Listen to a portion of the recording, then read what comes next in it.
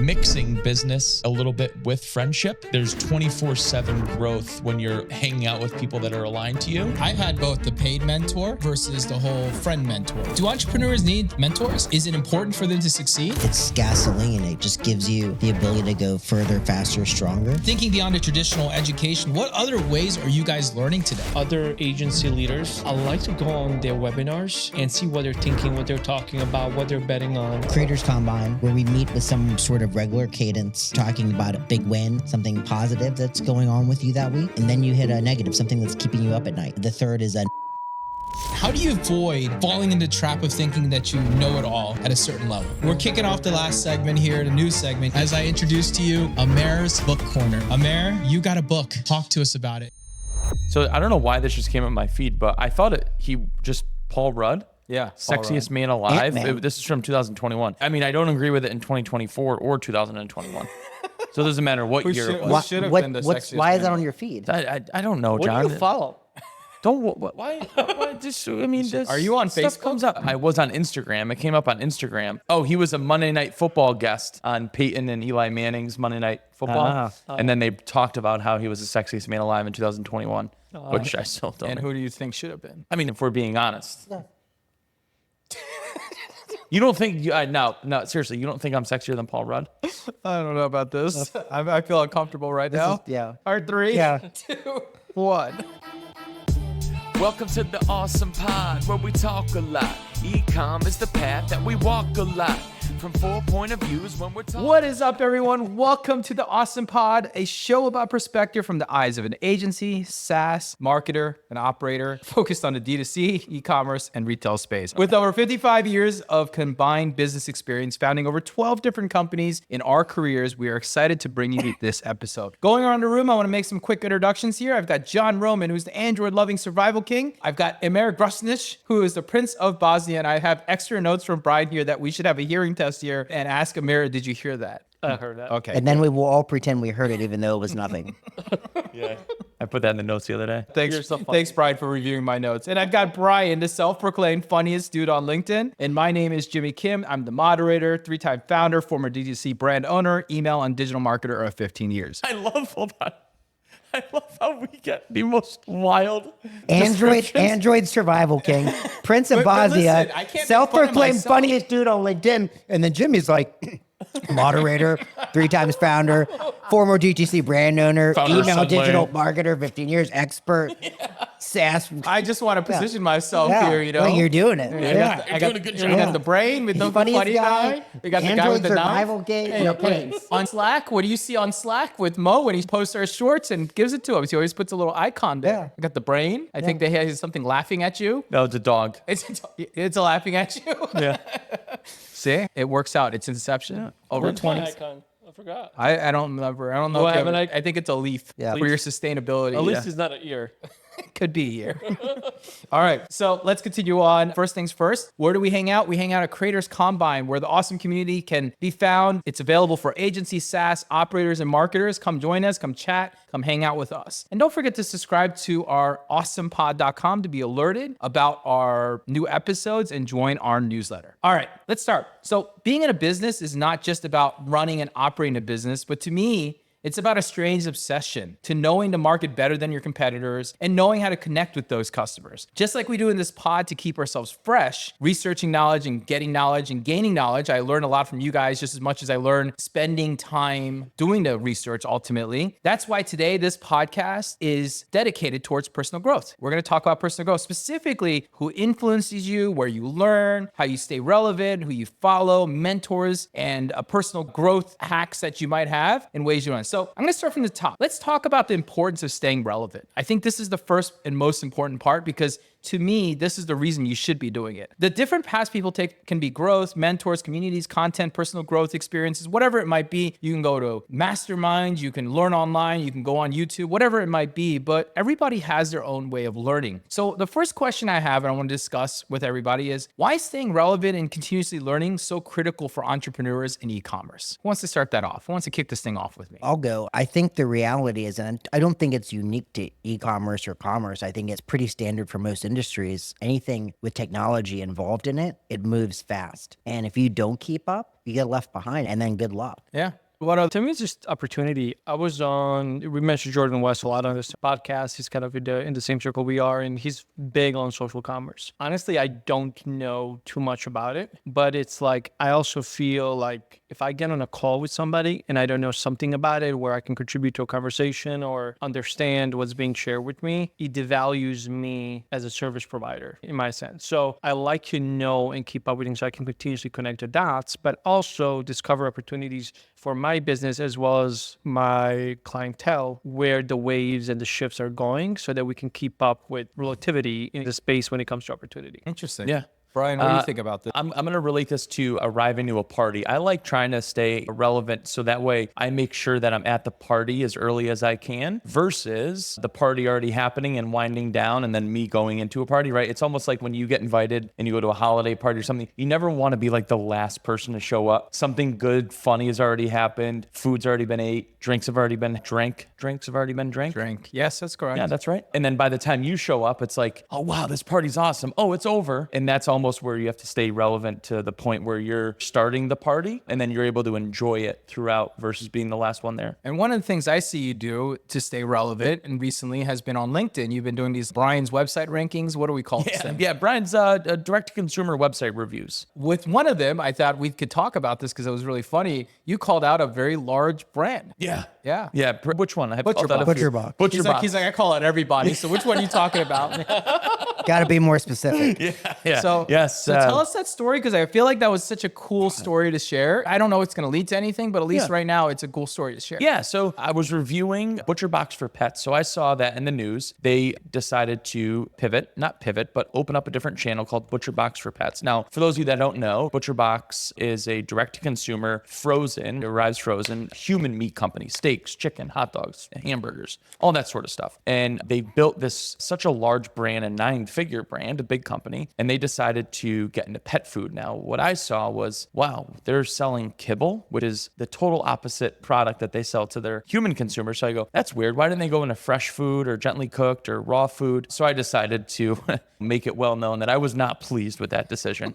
And I did a website review, and regardless of the bad business decision they made, the website was bad as well. So not only was it a bad website, but it was also a bad And you product tagged 'em. positioning. You tagged 'em. Yes, yeah. So I did this whole review, right? Bad product positioning, product development, bad website, whole 9 yards. I tagged ButcherBox. I tagged the founder of ButcherBox. So I'm not hiding these reviews. Whoever I review, I'll tag the founder, owner, operator, the actual company's LinkedIn page. And it started an absolute wildfire after I posted that. The founder got on there. And then in our chat as well, some other people that had connections to ButcherBox. He was like employee number 4 or 5 or something like yeah, that, right? Who's in our WhatsApp? Yeah, in group. our Yeah. WhatsApp group. Yeah. He was not pleased with my decision to call out the I founder. think he called you a clown. He did call me a clown. Well, I will say though, the founder of ButcherBox did Yes. respond with a very great comment back. He Yes. did come back in a way. He could have came at you in a lot of ways. Yep. But he came back in a really nice way. And ultimately, he said, we realized we made a bad decision and we are going to be pivoting either towards gently, freshly cooked pet food or raw pet food. And ultimately, that led to a call that we had, and we'll see what comes about from it. But he's trying to learn more about the freshly cooked and raw space, how they can find a co-manufacturer to produce the vision and their new product line. And ultimately, we'll see what happens from it. But that was all from me just reviewing their website. And staying On relevant. LinkedIn. That's the point there is like staying relevant doesn't mean that you're just learning. It can also be that you're interacting, you're posting, sure. you're sharing. And in this case, Brian was sharing his reviews of his websites that he was checking out as he's doing your own website. And I thought it was just a really good way to show and exemplify how you're out there in the market learning, right? Yeah. That's the way you must learn For sure. is to go out and do things like this. And for you, the entertainment side or the entertainer side in you is probably ultimately happier doing it this way than sure. if you were to just quietly have reviewed that website, Yes, right? absolutely. So that's a good way to learn. And for me, as I think about staying relevant, to me, I think it's market intelligence and trying to, as you said, staying ahead ahead of the competitors or staying ahead of the topics and the conversations. And for me, if I'm on like social, and how I learn best is through social and blogs and podcasts and different things, but I listen to these purely with the whole intention of learning so I can make the next decision faster than my competitor or whoever I want. I want to be the cutting edge guy, right? I want to be the guy in the forefront. Oftentimes I'm on social posting about the newest and coolest trend in email because that's what I talk about a lot. I mean, I was with John yesterday at the airport and I was like, John, this just happened. It just happened like hours ago, right? I'm on there on social posting it. Now I'm breaking the news in the market so people are learning from me. But at the same time, as they respond and they start saying stuff, I'm learning back because they're talking to me about the topic.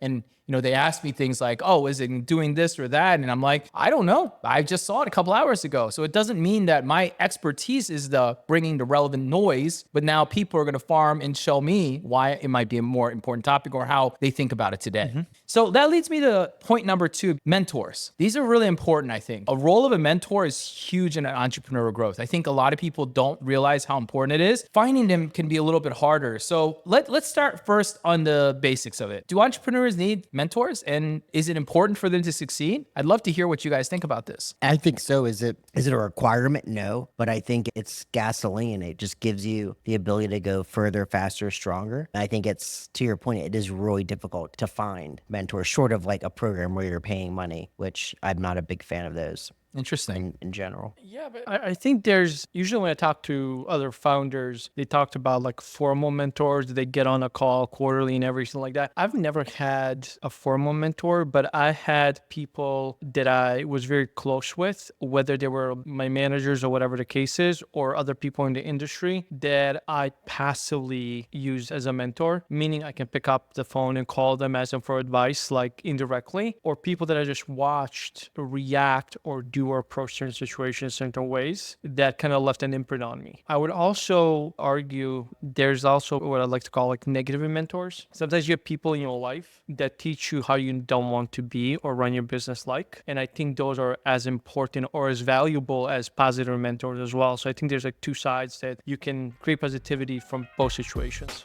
1, 2, 3 into the phone. Guess who it is? Omnisenders at the door. Tools that'll make your brand break through. Pretty damn awesome, just ask the crew. Trusted by over 125,000, 5,800 reviews, you can count it. Go ahead and try it like Elf on the Shelf. The results you'll get will speak for themselves. Do their best to impress with their SMS. Do their best to address an email address. So forget juggling apps, this ain't a circus. Omnisend was built just for you with a purpose. So what are we doing? Why the delay? Head to omnisend.com today. Hey.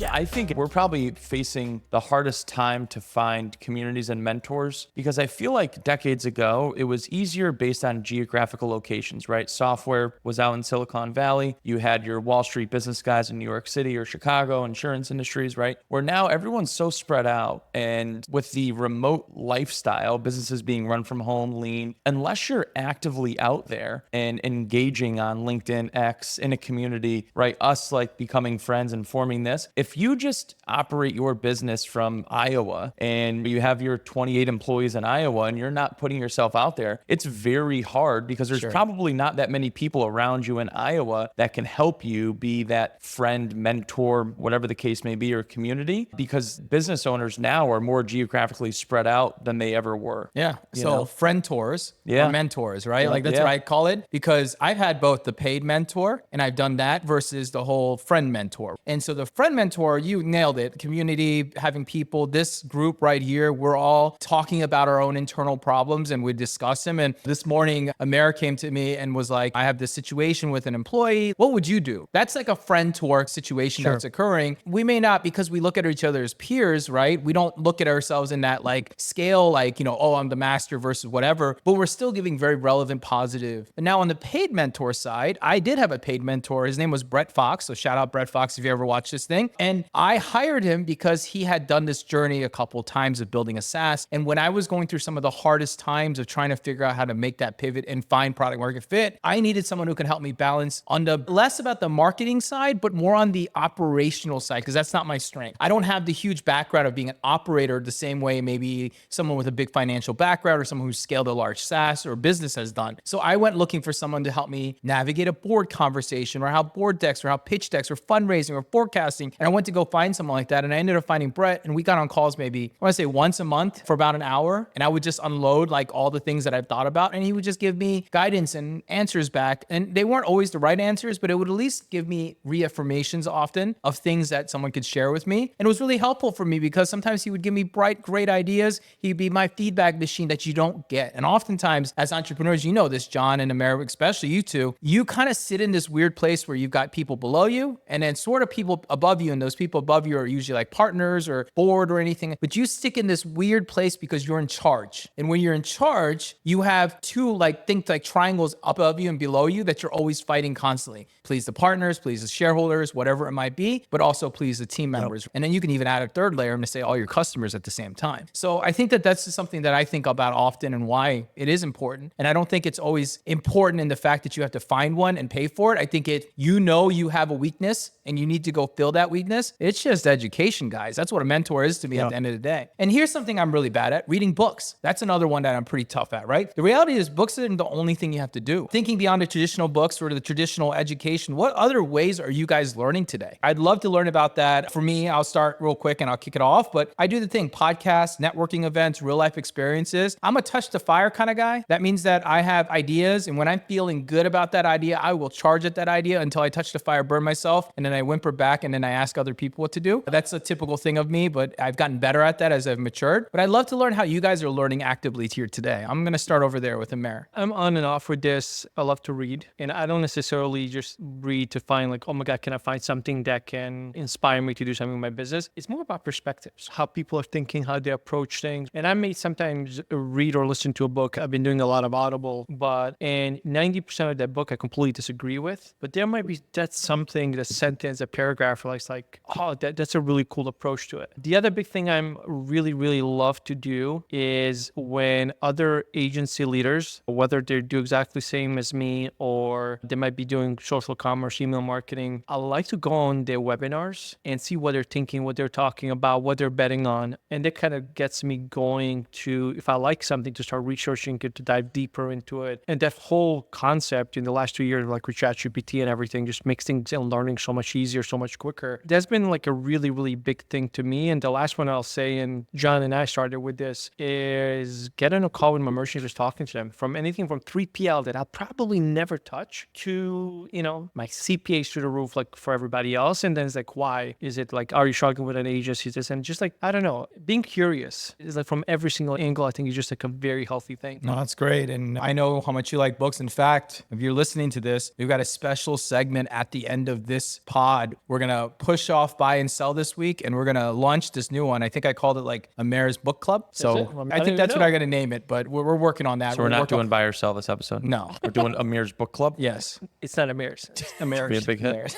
All right, John, tell me about how you're learning that's non-traditional. Yeah, so I think you had already kind of started it, calling it Friendtor. Yeah. So Creators Combine is an example, and I have a few of these groups besides that, where we meet with some sort of regular cadence, catch up on things. Creators Combine it's three things. One, you're talking about a big win, something positive that's going on with you that week, and then you hit a negative, something that's keeping you up at night. And then the third is an ask for the group. But the second one, the thing that's keeping you up at night, the issue, then the group with everybody on the call, you're chatting through that. You're working through that. You're putting all of your brain power together, whether it's 6, 7, 10 people, to come up with a solution. Pretty confidently say that I've consistently found growth through the years, through those types of exercises, through just talking best practices with people. And yeah. It's a modern day mastermind, ultimately, is what Creators Combine is. It's not just community, but it's a mastermind. And as we entrepreneurs often in those rooms, we like solving problems. So when you hear other people's problems, you just want to go solve them for them and think about ideas. It's a strength and a fallacy of ours, in my humble opinion, sometimes, because we don't always need to solve problems, but we tend to try to, right? Yeah, it's a problem with my wife. She's This is a true entrepreneurial I don't need you to solve. I don't need you to solve it. I just need you to listen, right? Yeah. I'm like, Here. yeah, but have you tried this? Let me hear Have you them. tried this? Well, what if you tried this?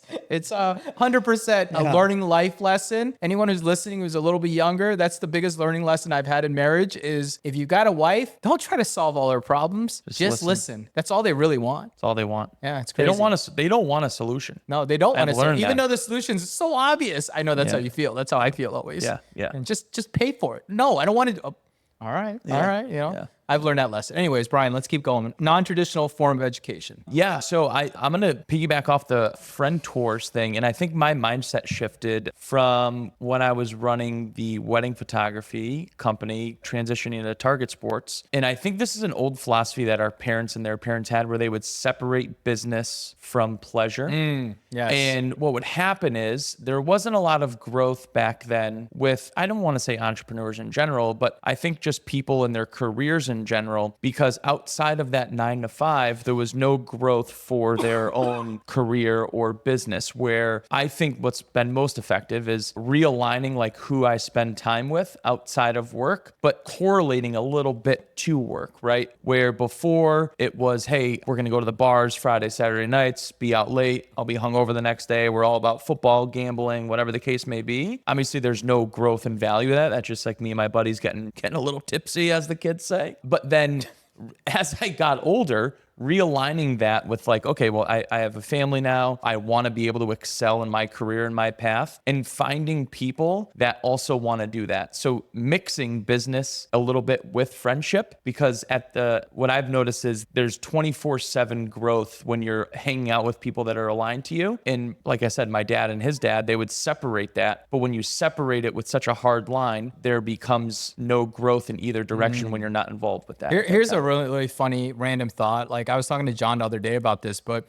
I have got kids now, 5 and 7. Yep. And we're talking about play dates. This is a thing that occurs when you get kids about 5 to 7 years old, okay? Your wife is going to tell you that this other person's wife has decided that you two are going to all hang out and their husbands are coming and you're coming. Well, this has been a really interesting thing because I've got one kid in private school and one kid in public school. And it's actually a really great test because I've got one that's freaking the cost of a camera a year and other ones that's absolutely free. And you're like, I wonder what kind of parents and people you're going to meet across that. So here's the thing that I've learned though, ultimately, is it's almost near impossible to create relationships with these people because the topics and things, to your point, I don't care the same way like I used to care. I might want to talk about football in the moment or when something's happening, but I'd rather prefer to talk about things that are inspiring or interesting to me. Even in the car guy side of me, I thought, hey, this guy's got a car. He's going to be really fun. He works on it. Like, we're going to be cool. But no, it didn't work out. Like, it's not. And it's really hard. And in fact, they always say, like, middle-aged men have the hardest time making friends. It's true because I think our interests are so tied in with the mindset you just talked about, which is the idea that you got to provide for your family and you got to do things beyond just simply having fun, right? The maturity starts to occur on us. And I think that's part of it. But yeah, it's quite an experience as you meet him and you'll be like sitting there talking to him and you're trying to figure out, you do the normal pleasantries, but where the conversation always leads is really generic, irrelevant things that are not very exciting to talk about. Like about the new 7-Eleven down the street or how they're expanding the road or what I think about the local board meeting or whatever. Like no one cares. I don't care. I don't even go in a grocery store. What do I even know, right? Like these are the things that come into mind. Yeah. And I think we think about that. Salvin advisors, data's on the rise, helping ecom brands smash profit highs. Not just AI, real humans with a plan, entrepreneurs with data in their hand. Understand? This ain't funny, like Keenan and Kel. Is that your P&L? What the hell? You need some help, and that's okay. So what are you waiting for? Hit up Salvin today. No, seriously. Your P&L looks like an episode of Botched. Do yourself a favor. Head on over to salvit.com today. All right. I want to go into name dropping a little bit. All right. Because I think that there's a lot of people and ways you stay inspired. And I think that we all have people we follow or listen to that we think is inspiring out there. So let's discuss like who are some leaders or people that you have. So I'm going to start with an example, right? Gary Vaynerchuk. That's a perfect word. He's known for his entrepreneurial advice and his content is staying out of business and social marketing. Like these are things I have. I'm going to give you guys a confession that I really have. Anytime I'm having a down day, I actually listen to Gary V because he does pump you up and he's not giving you any different message. he's just so internally optimistic, and that energy and flow can come in over you. It doesn't mean I'm actually learning anything from him, because we already know his messages: hustle, work hard, work harder, and post more on social. Like that's his that's his thing, right? But that's not why I like him. I like him because, man, for a guy who's been doing this and talking about the same stuff for a decade plus, he is still so fired up about it. Yeah. And I want to be like that. I want to stay fired up about the same thing over and over again forever. So that's someone I listen to, and that's a confession of mine. Like, I listen to him once in a while when I'm feeling down in my business, especially, right? Anyone want to go next? Who wants to share someone who inspires you? Go ahead. So I was going to say Gary V. So Jimmy kind of stole my thunder there with Gary V. But no, there's two different types of motivations. I think like what 99% of the people lack is that Gary V type of motivation, where it's just like getting up and doing something. Once you have that Gary V mindset, like we all have now, like even on days that we don't want to work, we do what we have to do, work at midnight or we work at 8 a.m. It doesn't matter. You're on your deathbed from food poisoning. But like John's not feeling that great right now. He's still powering through it. But I think 99% of the population needs help getting to that point. But once you get to that point, you need another type of motivation. Those Gary V's don't necessarily, they may on circumstances when you're feeling down, but they're not going to bring you from, hey, I've already gotten here. I'm not some like lazy dad that needs to get off his ass and do something with his life, which is what most of the population needs. Once you get past that point, now you have to look into people that you truly look up to. A good quote, I forgot who said it, but it's something that I always talk about, especially with young kids in the neighborhood that I watch football film with them. So they'll come over, we'll watch film together. I give them advice on how to get their film out there for college ball and all this stuff. And I told them one time, they're talking about this coach said this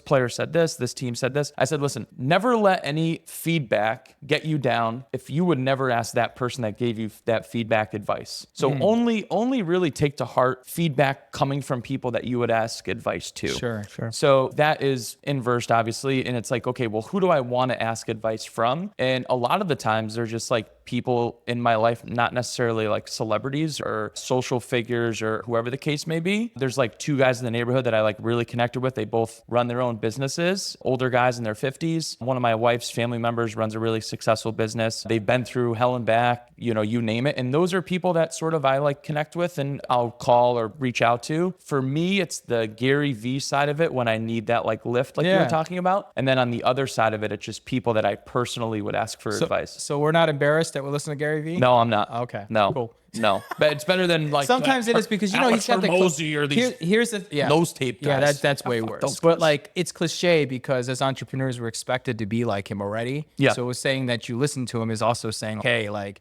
we all need a boost sometimes. Yeah. John, who do you follow? Who do you got? I don't have anybody. You don't get inspired by anybody? No. If I had to pinpoint what I do, it's again going back to the community piece. Okay. Talking, right? So you get Any of you inspired by a guys. group. Yeah, like calling you, talking shop about it, talking shop about something I'm working through. That's the motivator for me. That's what I need. That's the only unlock. The Gary V's and your buddy Hermosi like just doesn't do it for Your me. buddy. I like Leo, he's a big fan. Are you? Are you a big fan? No, I hate Hermosi. Okay, well there you go. How about you over there, Amer? I go through these cycles per se. For example, one person at a certain point, like from his discipline, inspires me is Dwayne Johnson, The Rock. The fact that the dude gets up at 4 a.m. every single morning.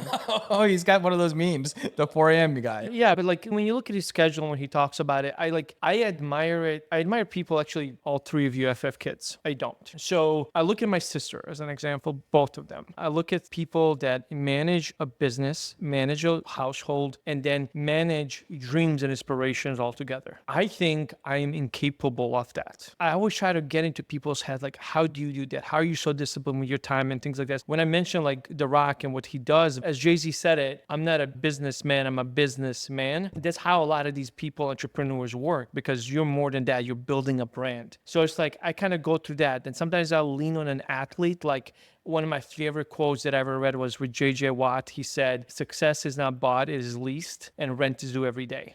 Like that's inside my head. That's good. Then I will switch to somebody like Jimmy Volano. There was a Rutgers basketball coach who went through cancer, and he talks about you should think, you should cry, and you should laugh every day. Like, I think every single one of these people that you come across will leave like a footprint on you that is not just about business savvy, it's about emotional savvy, it's about being a friend. And I think the most important thing we can do as entrepreneurs, as a people, is just listen. Like you guys said, about your wife, it's just listen. Somebody will say something so smart and so profound, you're gonna be like, wow, I never thought of it that way. So it's like I kind of go through these cycles where just personal life, professional life, so on. I used to hate Gary Vee. Like I actually used to dislike him too.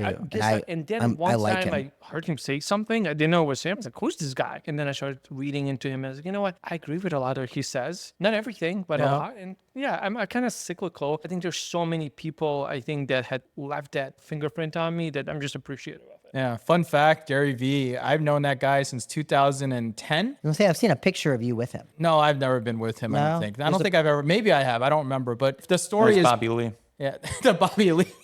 No, the picture you saw was Gary Vee and Bobby Lee. Oh, it wasn't Jimmy? Wow. All right. I like how he puts Bobby Lee in the mix. All right.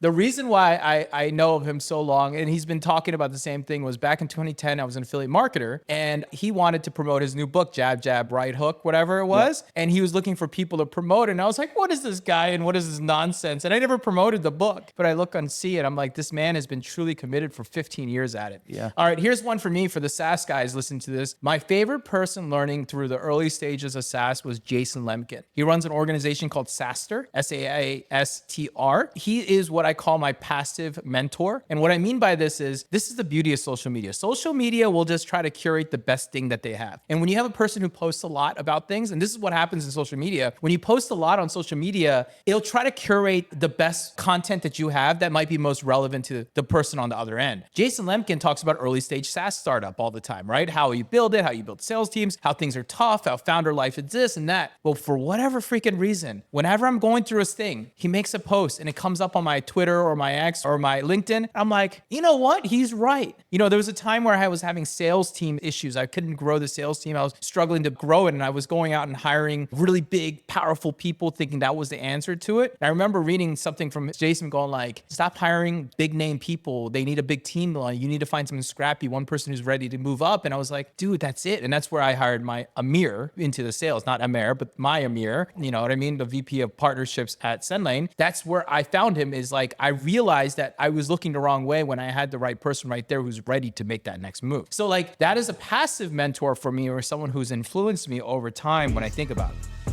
Recharge did a rebrand, so I drew up a new song freehand. Now it's tailored, fit tight like a glove. Automatic revenue, that's what we love. Your product's the bait, Recharge is the hook. They'll read subscribers like open books. You probably looked through every open nook, but you found Recharge, close your open book. Wasn't that easy? Sure was. No hassle, no sweat, they'll help you build your park like Walton, turn your castle into Jackson. So don't give me that, I'll check it out tomorrow, man. Get Recharged today and hop on that tomorrow brand. I want to continue this on because I love the conversation we're having, and I want to bring it to the next point because John kind of mentioned it. I call it touching the fire, right? That's what I call it when I go learn, but it's self-directed learning ultimately. You own your own growth journey. And John already alluded, so I'm going to start with John, but John, tell us, man, like, you are obviously a self-directed learner, meaning like you'll go seek, find, and decide on your own information. Tell us how that works for you. Yeah, I don't know if it's a good thing or not, but I don't think it's a wrong thing. There's no right or wrong answer to these things. Yeah, I mean. Why do you think you're a self-directed learner? Why do you think that you don't seek the way that other people may seek that learning? It's a valid question, and I probably don't know the answer with certainty on why I do that. It's not that I'm ignoring others. I'm probably reading some stuff, seeing stuff, but then I'm taking the three learnings and moving them together and making them mine. I don't have a good answer. Oh, all right. Who's got a good answer to that? Anyone have a good answer about like why you are a self-directed person? I feel like Brian, I can tell you Brian's before he says it.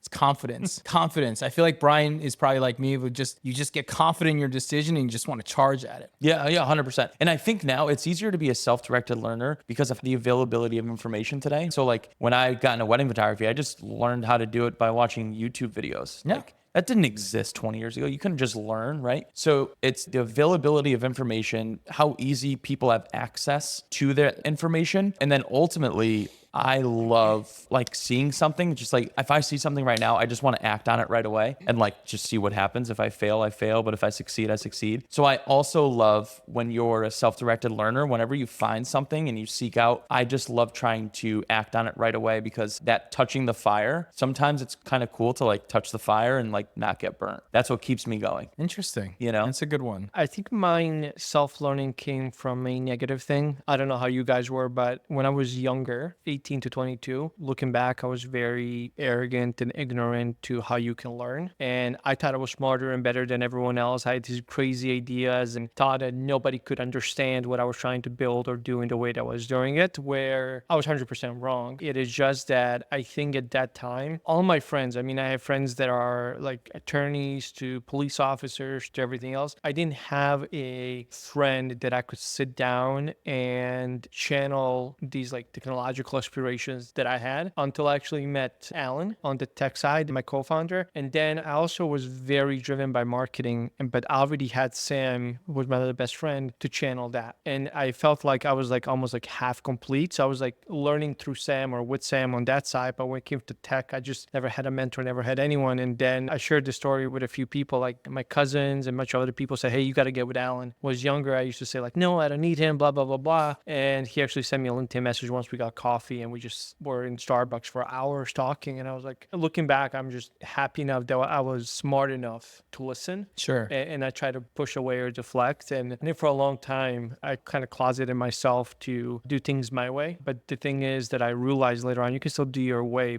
by being inspired by others. And that's wonderful. That's a good one too. I mean, my thing when I think about why I end up doing this whole self-directed, it's actually my learning style. I'm actually much better as a hands-on person. I learn through doing, not learn from reading, not learn from listening, not learn from action. So for me, this is like, if I'm relating this to other things in my life, I work on cars, for example, right? I know how to work on just about any part of a car. I've had engines out, transmissions out, interior spread out. I've never had a formal lesson in my life. You know what I did? I watched someone do it. Said, that looks easy. I can do it. And here I am knee deep in parts. And I've had bad stories where I'm knee deep in parts. I have no idea what to do. And I just ship it and tow it away and get it fixed by a mechanic. I've 100% done that. But a lot of times I figure it out. And it's usually not a good positive ROI action of mine, meaning like, oh, I can go change my brakes and do all this and it's going to take me 6 hours, but I could have gone down the street and they would have done it in 3, right? So it would have been better plus my time and value. But for me, that learning aspect is how I believe I continue to level up. And those things that I learn apply to other things that I do in my life ultimately, right? And I want my kids to also think like that, right? I want them to be hands-on and to go learning experience. My daughter is very much like that already, and she gets herself in trouble a lot because of it, and so did I. I got in trouble a lot growing up because of that. But for me, hands-on learning is really just my learning style. I'm really just a crappy book reader. I love pods for some reason, like podcasts, but I don't like audiobooks because they don't do them for me because they're too structured, I feel like. Yeah. I'll take your answer. Mine is the whole car thing. Okay. Yeah. So he likes to collect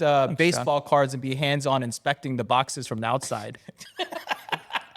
But I think I hadn't really thought that, but it's a really good point. That is how I learn. Yeah. Like I remember when I was a kid, I was 99th percentile in math, and I was 75th percentile reading comprehension. Yeah. Because the reality is I need to actually just do it. Yeah. Math is easy. It was reading that was hard. You were Obviously. 99th for math? I was a 790 on the SAT for math. There you go. Yeah. Well, Yeah, it was good. But my reading, the other side, no, not so good. Were you the 20th for height? Oh, jeez, this guy, he's going there. Here we go. He's pick on John. John doesn't feel good, Brian. Leave him alone. All right. You've seen what I've you gone kind of through. tapped into my last topic here before we jump into the game. Speaking of height.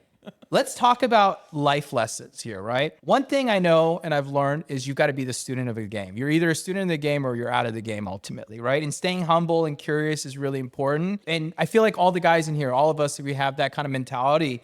But sometimes ego touches you, right? Ego comes over you and you want to do stuff. How do you avoid? And this is a quick tip thing. How do you avoid falling into the trap of thinking that you know it all at a certain level? Like, what's the thing that you guys do personally to realize that hey, I might know this, but I should do this? Someone's got something? So I pretty regularly will ping someone on anything big, even if I'm very, very confident, just for a second set of eyes. Like anything over a certain type of decision, I think I'm just doing that naturally, which keeps me, and even if it's, oh yeah, that's You're good, getting a feedback loop. I'm getting basically. a constant feedback. Okay. So I think that helps me not go down that rabbit hole. What else? Amer? For me, I always have a North Star in business, and my North Star is usually a competitor. And I'm a very competitive person by nature. And when I say this, there's a lot of agencies that I fully respect, but I actually hate because I want to surpass them. So I respect them because they're doing it better than me, but I hate them because kind of an envy thing. Like I want to get there too. And I've met founders and I told them I have a love-hate relationship with with you. And they're like, we never met. What do you mean? And I explain it to them.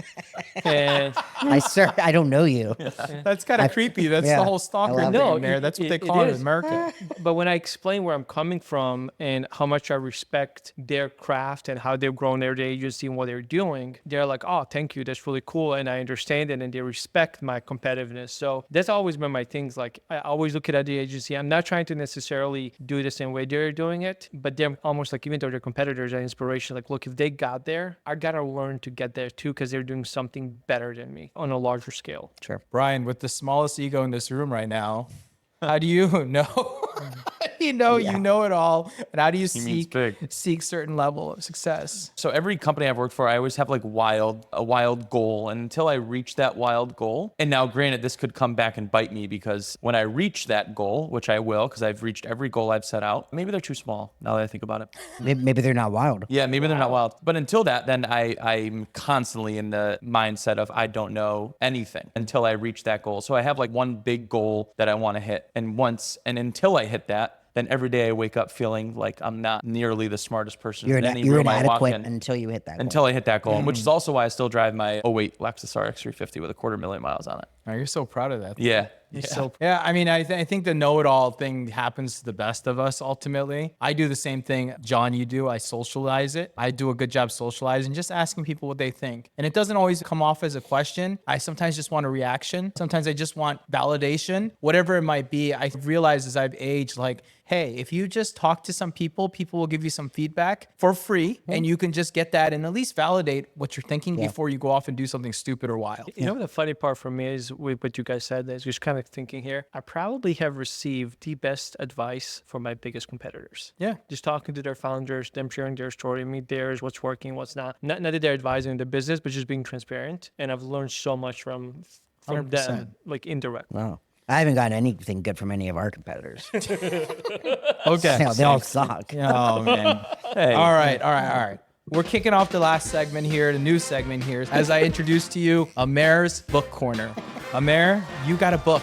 Yes. Talk to us about it and use a soft voice, please. So I brought a book that I've been reading, and it's called Buy Back Your Time. And the writer of it, Dan Martell, he kind of dives into really, I don't want to say criticizing entrepreneurs, but getting entrepreneurs to think a little bit differently. And what I kind of wanted to do is, I don't want to spoil the party for people. I think it's a really good book to read now. I don't agree with everything that he said in it.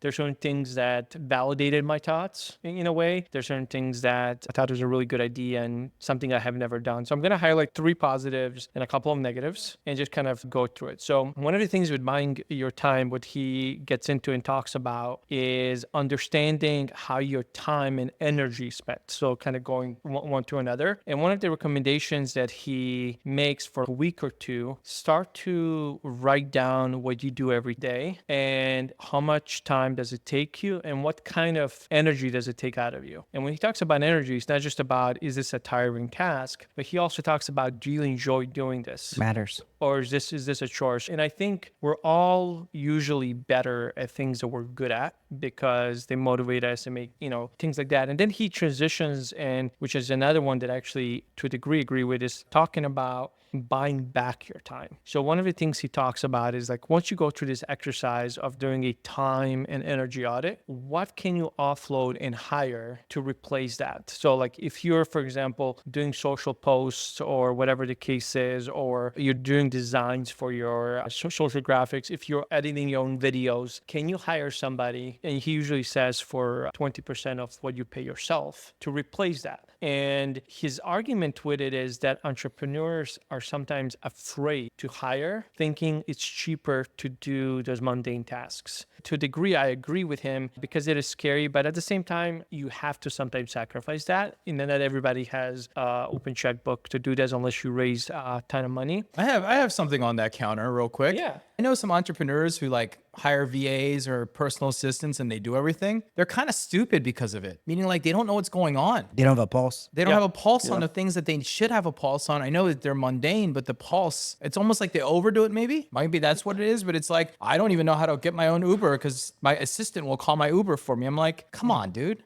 Yeah, No? I think, in my opinion, like an assistant is more like holding you accountable to what you're committed to and reminding you and kind of almost managing you. I always thought those were the good assistants, but if the assistant is doing everything for you and you're just reacting to it, that's not my style. I like to kind of be more in the weeds and understand what's going on. Sure. The other thing I liked he outlines is the 10-80-10 rule. And what the 10-80-10 rule is basically saying when you start assigning tasks, which you need to, and you want to offload it for yourself, the 10% is you being the visionary, the director of what you want that output to look like. The 80% needs to be executed and owned by the person you're assigned it to. And then the last 10% is when they come back to you for feedback, for readjustments, for whatever the case is. And the two good points there is one, you free up your time, but two, you're also growing your team because over time, in the beginning it's hard, but over time you're going to get what you're looking for, what you're thinking, really align with your expectations. And I really like those points from him. And I think like the last one, the 10-80-10, I can do a lot better myself. And I was like, okay, how do I restructure this where I can empower my team more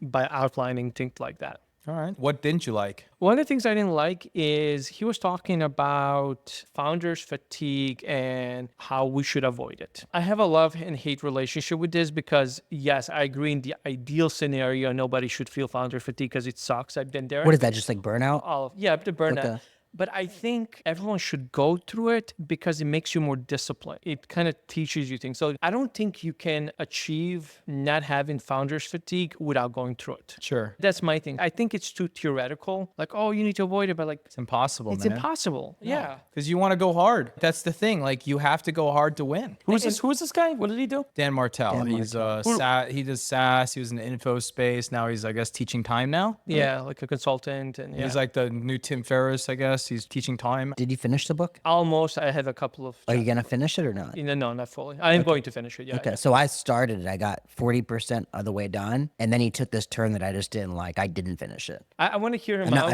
I'm not going to finish it. Okay. 'Cause I want to hear him out because I want to see what the reasonings might be. And the other thing I like really disagree with him on is, in my opinion, there's founders fatigue happens at different levels of scale. Sure. Me trying to land my first 2, 3, 4 deals as an agency is completely different fatigue than me worrying about making a $250,000 payroll. Sure. Like, you gotta kind of be there. And then the other thing he touched upon is strategic hiring. So his point is you shouldn't necessarily hire. He said he's not saying 100% you shouldn't, but he's like suggesting you shouldn't prioritize hiring for growth, for scale and sales and all these other things. You should prioritize hiring to free up your time. And I agree to it, but the company needs to be mature at a certain point. Sure. But at some point, like, what are you going to free up your time and who's going to do your sales? I'll take a hot take to this, and you guys will probably agree to this. I've learned over my time hiring hundreds of people through companies that I've owned, stop hiring people who aren't qualified. And what I mean by this, hire people that are better. And I think we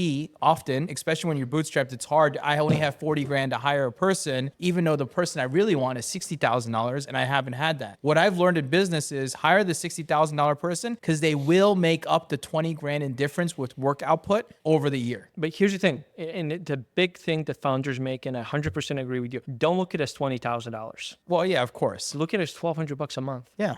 Are you telling me that's not worth it? Or we can get down crazy if you want. $30 a day, buddy. Yeah, but I know, but like when you think about 20, 30, 40,000, it feels like a much bigger number.